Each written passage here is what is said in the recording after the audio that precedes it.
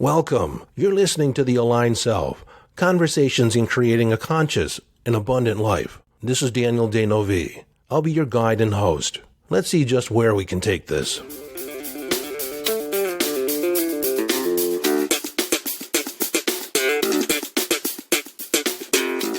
Hello, friend, and welcome back to the conversation. Today's episode, I'm going to talk about the past and the future as being a concept of mind. They're not real. You might say, well, I remember the past. I definitely did experience the past. No, you experienced the present, and then you interpreted it, and then in your remembering of it, you reconstructed it in your mind. You brought it back into the present, because the moment it happened, it's over.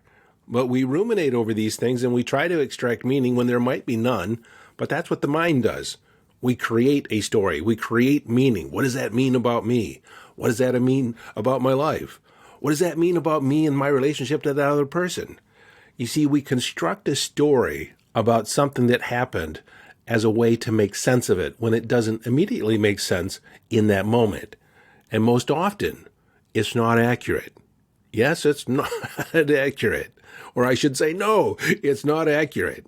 It's not accurate, even though you may think you have a handle on certain facts of the matter.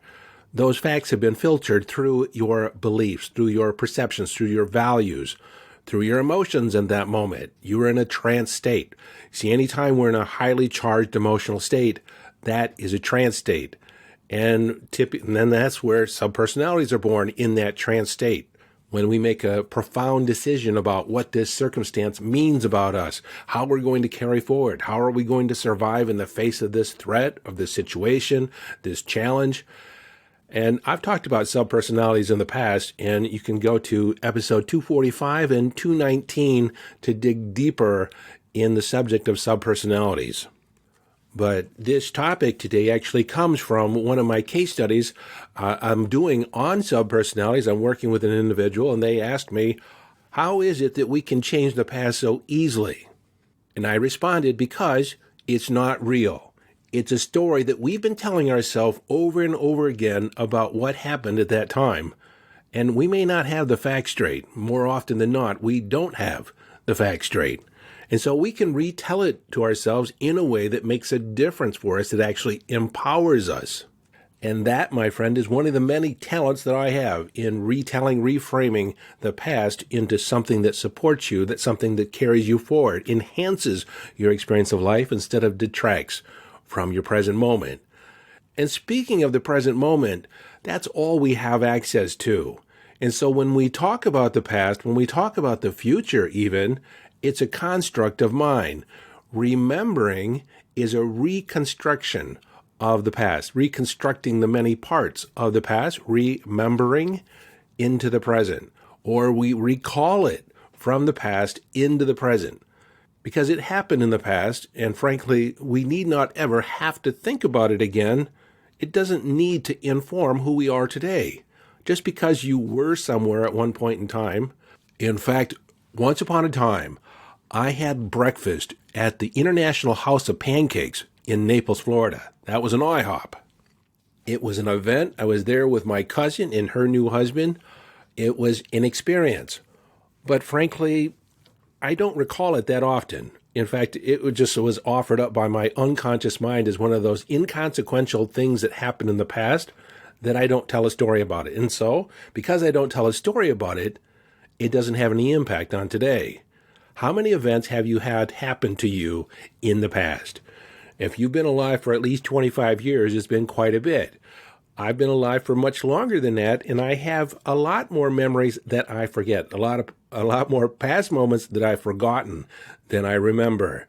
And of course, when we talk about those situations in the past, we tend to select only certain experiences, and we tell them in a particular way.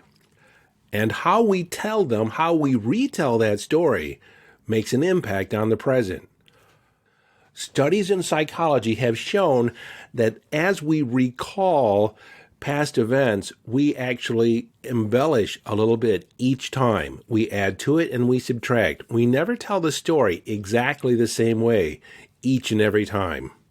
For instance, once upon a time, I say once upon a time because I'm telling a story. Anything that we talk about in the past is a story. Once upon a time, I got fired from a job. The facts. One story I could tell is that I was used as a scapegoat. I was new on the job, and it was actually someone else's leadership failure that ended up in a burglary. And I ended up getting blamed for it, even though I had nothing to do with it. I couldn't even explain it. I didn't even know how it happened. But because I was there on duty, I was the one that was blamed. And then consequently, I was brought in by the police and questioned, and there's a whole story about that in another episode. But that's one story I could tell. Or I could say, I lost my job. It was the greatest thing that ever happened to me. It actually opened up possibility in my life. Everything started happening after that. My life began to unfold in magical ways. In fact, I was even called into the police station because they thought I might have had something to do with it. And actually, through the process of being disqualified to participate with a polygraph, the polygraph examiner actually asked me what my story was. I told him my story, and he looked me straight in the eye and said, "You're telling the truth." And I asked him, "How do you know?" He said, "I've sat across from liars for 20 years. You are telling the truth." I said, "How do you know?" And he told me all about nonverbal communication and reading body language. That's where I became really fascinated, and that opened up a whole new career for me. And as I look back on that experience, I can easily say that the universe has your back. Everything is always working out for you. And so that belief was solidified in my experience of life. The facts? Not necessarily. So let's look back on this story. The facts of the matter was I was definitely let go. I was fired. No way to candy coat that. But each version or each story that I told was simply that. It was an embellishment of the facts. It was a story. It wasn't necessarily the truth. It was my interpretation. And I bet if you go back and look at your past, 98% of your past is a story. It's things you've told about yourself about what went on. It's not necessarily the truth. Like, who has the truth necessarily? And even the facts aren't necessarily the facts. It's all based on your perception. It always used to fascinate me when you would interview different witnesses of an event. Let's say there were 3 witnesses of an accident at a street corner. And if you ask each individual would have a different perspective, mainly because they each had a different vantage point on the event. And they had other things going on in their head, so they are actually interpreting what was going on through their own filters. And this is why, in a court of law, that third-party testimony is not accepted. It's considered hearsay. Because if it did not directly happen to you, or you were not directly involved in the event, the exchange, the communication, then your interpretation is essentially just that, an interpretation. It doesn't have the validity of the facts. But in saying that, I'm not endorsing the fact that you are actually involved in the situation with the idea that you actually have an accurate interpretation of what went on. It's actually only one of many different perspectives you could take. I've used this example before, and we'll reduce it down as simple as we can. But if you were to draw a big circle and put an elephant in the middle, and you had a degree mark at the very top, let's say the north side of the circle, you had a 0 mark. Directly opposite of that would be the 180 degree mark. And then between the 0 and going all the way around the circle is generally considered there's 360 degrees. There's actually many more than that, but we'll just say there's 360 degree points around that circle. Now, you could start at the very top and look at that elephant. The elephant's not moving. It's just sitting there. So at the 0 mark, you stand there and you see an elephant. You might see the trunk, you might see the ears, you might see the eyes and the mouth, the front of the elephant. And as you move around the circle, degree mark by degree mark, moving all the way to the 180 on the opposite side, you actually see the same elephant, but it's a completely different perspective of the elephant. You see the tail, the hind end, the back legs. You don't see the trunk. So it goes without saying you're seeing a completely different elephant than the person that stands on the 0 mark on the other side. Now let's say you're actually the one that is moving degree mark by degree mark from left to right.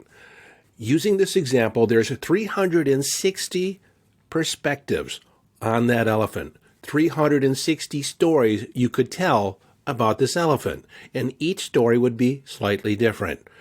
Now again, if you're on the 180 degree mark and you're telling a story about the elephant before you, there's information missing that the person standing on the 0 mark has available to them. Now they don't have the information available to them that you do. So your stories both are going to miss key factors, key ideas about this elephant. Now let's blow your mind a little more. Let's pretend that this elephant is actually hovering in the center of a sphere, a transparent sphere. I almost had trouble spitting that out. A transparent sphere. So this elephant is hovering in the middle, and you have the ability to travel anywhere on the outside of that sphere and view the elephant from the top, the bottom, the side, behind, the front. Anywhere on that sphere, there's actually an infinite number of perspectives that you could gain on this one object. An infinite number of perspectives. This is actually a law in geometry. Given a point in space, there's an infinite number of lines that can intersect that point. So if you consider that you have an event that you can recall from your past, your perception, your experience of it, the story that you tell is one of many possible perspectives. One of infinite perspectives that could be told about that event. I do want you to know that I'm not trivializing seemingly traumatic events. Now, when we begin to tell a disempowering story about a traumatic event, it becomes trauma. We embody it. And the more and more we tell that story, the deeper and deeper the wound.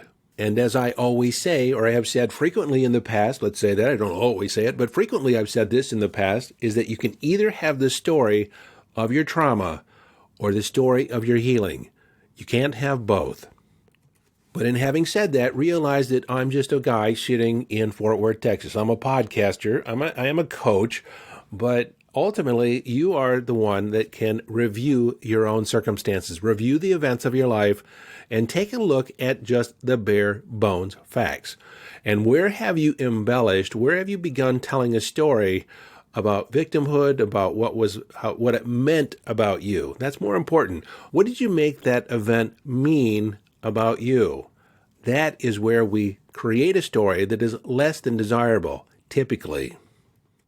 I remember hearing a story about a woman that was raped in a stairwell. She was beat and left for dead.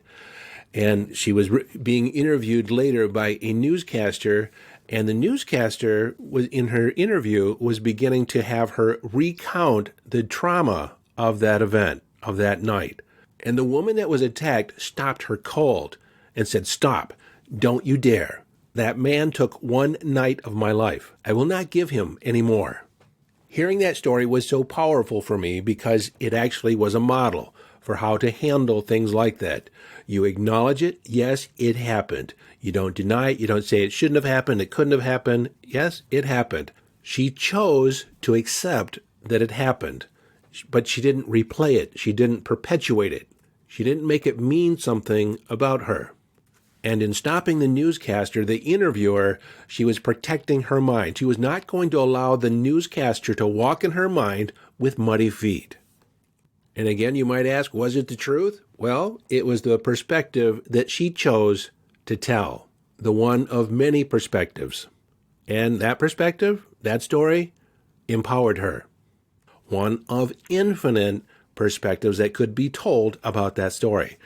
And if you retell that story in a way that does not serve you, that actually detracts from your experience of life, then perhaps you've got it wrong. Or let's say not wrong. Let's say that you could tell it in a different way, in a way that supports you, in a way that empowers you. Now, there's a number of ways that we can retell it that will add extra dimension, more strength, more force to the positive aspect of the event. And you can actually reframe anything to serve you. And so what I just shared with you is the mindset around rewriting your past, because your past isn't real. Once it's over, it's over. It is only in our remembering of it or our reconstruction of it, our recalling it from the past into the present that gives it any strength. And again, you might be saying, I was there, I experienced, it was traumatic. I know, it was. Then, I once fell and I skinned up my knee really bad. I tore it wide open. Now, I do remember the event, and that event has informed my walking and my bicycle riding ever since, but I don't carry the pain of that anymore. I left the pain in the past. I took the lesson, and I left the pain. Until next time, this is your friend and host, Daniel Denovi, urging you to follow your bliss. Live your life from inner signals as you engage in the epic adventure.